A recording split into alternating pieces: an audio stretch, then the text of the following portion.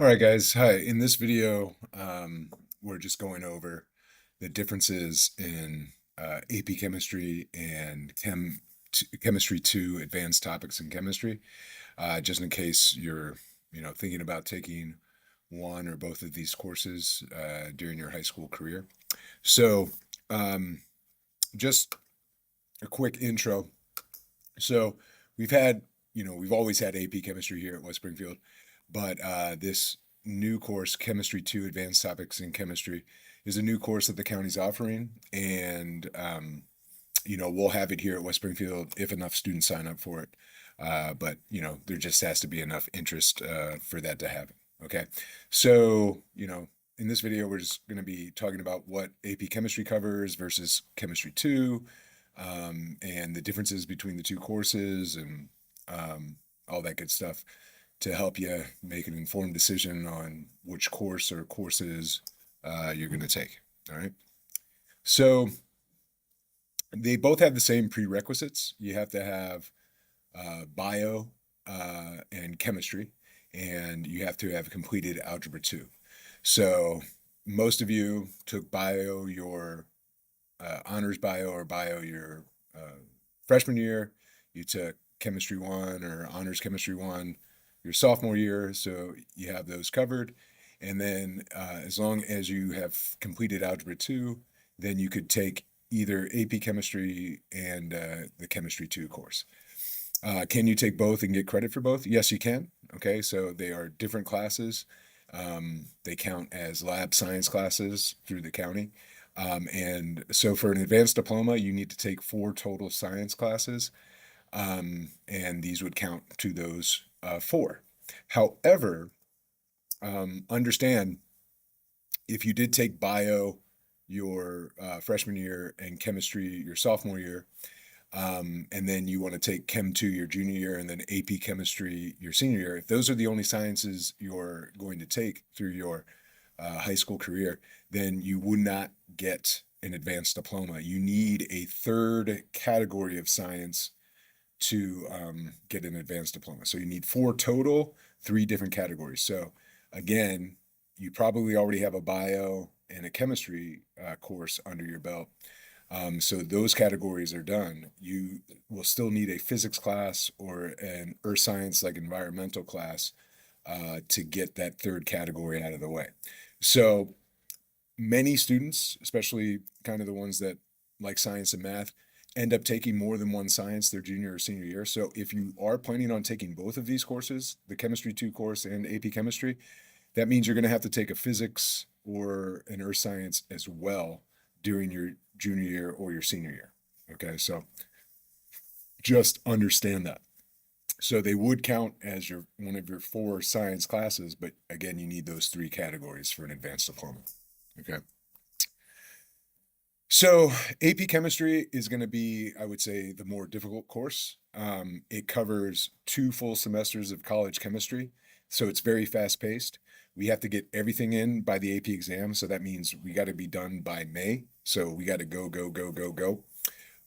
It is an AP course, so you get a 1.0 GPA bump, but it's very heavily test emphasized because that's kind of how you get your college credit. You got to get a 3, 4, or 5 on your AP exam.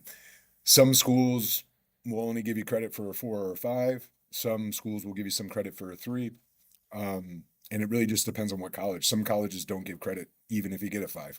So you're not guaranteed credit even if you get a 5 on the AP exam, but a lot of colleges do. And you can just do a quick Google search to see what score you would need for how many credits for any school that you're trying to go to in the future. But the final exam is 20% of the overall grade. So, and again, it's just getting you ready for that AP chemistry exam so that you can get that 4 or 5, so you can get that chemistry credit. But it does cover 2 full semesters of college level chemistry. The Chem 2 Advanced Topics in Chemistry, it's not an honors course and it's not an AP course. It's not a DE course. So there is no GPA bump. But it's going to be a lot lower stress. It's not going to be as fast paced. We don't have a big final test that's worth a big chunk of your grade. The course is split up into two kind of categories: organic chemistry and analytical chemistry. We're probably going to do analytical first and then organic chemistry. That's probably how it's going to set up. I'm not 100% sure yet how I'll set that up, but after the orgo portion of the course, we'll have kind of an orgo final exam, and after the analytical part, we'll have an analytical final exam. But it's not going to be as much of your overall grade that AP chemistry is. Okay. But it's going to be slower pace, maybe a little bit more laid back.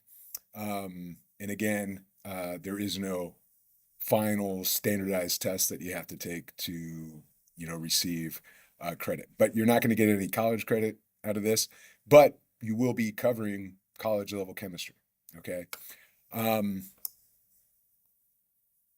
right. Topics covered in AP chemistry. Basically, the first 3 units are kind of like a review of chemistry 1, and we go a little bit more in depth. Then we start to get into some topics that we don't touch upon that much in chemistry 1, like equilibrium, acid-base chemistry, thermodynamics, and kinetics. Okay. A lot of this stuff, especially this analytical section in AP chemistry, that's going to be covered in Chem 2.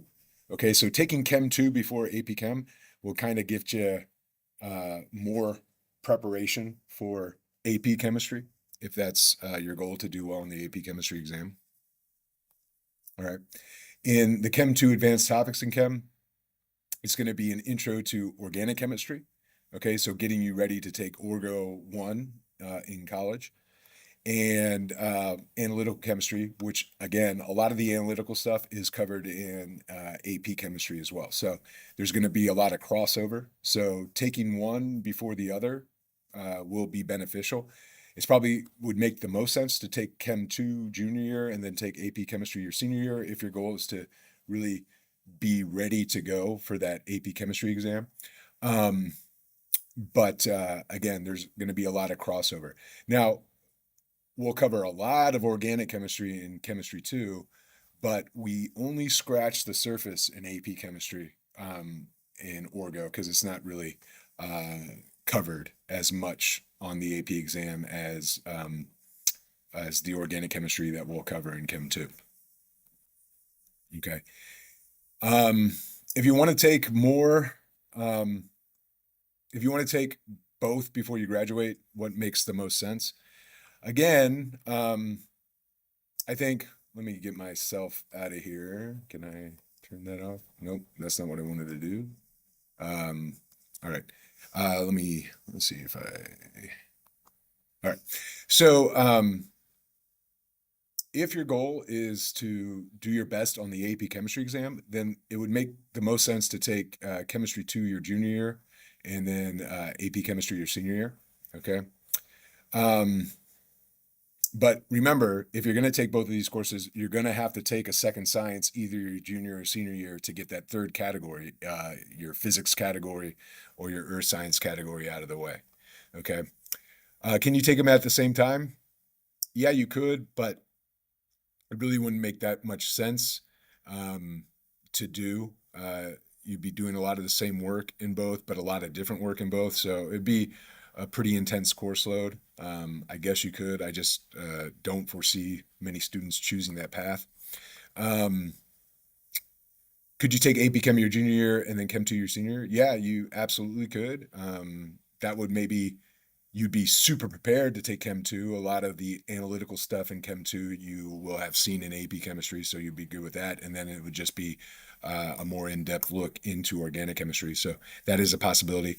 And for since next year is the first time we're offering the course, juniors that are in AP chemistry this year, you can take Chem 2 your senior year. And again, you're just going to be very much prepared for that.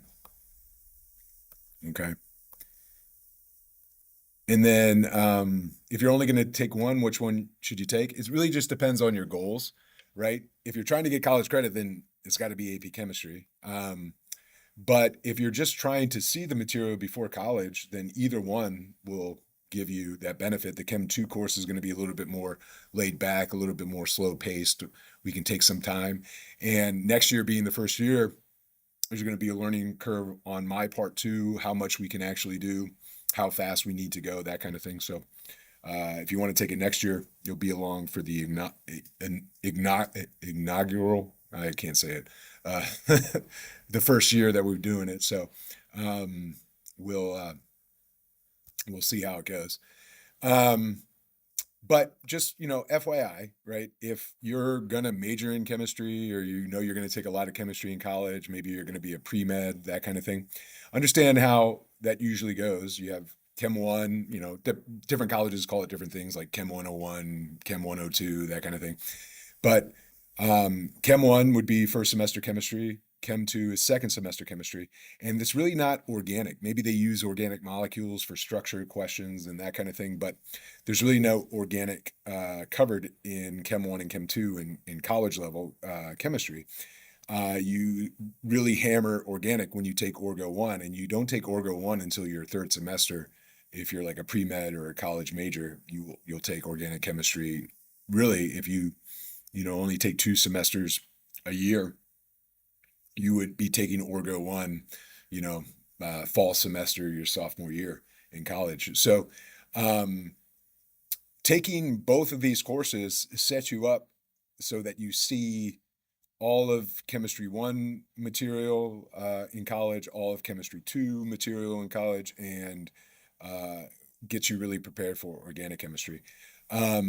But that's kind of the order in which you'll see it in college. Okay, so remember, AP Chemistry covers all of this material that you'll see in first and second semester college level chemistry. And then the Chem 2, that's where you'll get a lot of the organic stuff. Okay, so I hope that helps you make your decision. Again, we're offering it here at West Springfield, the Chem 2 course, but enough students have to sign up for it. We probably have to get at least 25 to 30 students to sign up for it to actually occur. So if you're interested in that, spread the word to your friends and see if they want to take it with you. Again, I think the thing that would make the most sense would be, if you're going to take both of these courses before you graduate, would be Chem 2, Advanced Topics in Chemistry, your junior year, and then AP Chemistry your senior year, and that'll set you up to be like fully prepped and ready to go for the AP Chemistry exam. But again, you could do it either way. And if you do take both of them, that sets you up for seeing a lot of the chemistry that you will see in college if you decide to go that route for your first 3 semesters in college. I'm excited for the Chem 2 course. I'm excited for that more focus on organic chemistry. And, it's going to be, I love the idea of being able to teach some of you guys, 3 years in a row. Looking forward to it. I hope you sign up for it. Either course is going to be good for you. So if you only want to take one, you can't go wrong. But again, for that college credit, you gotta take a College Board course. You gotta take AP. All right. So have a great day. Hope this helps you make your decisions.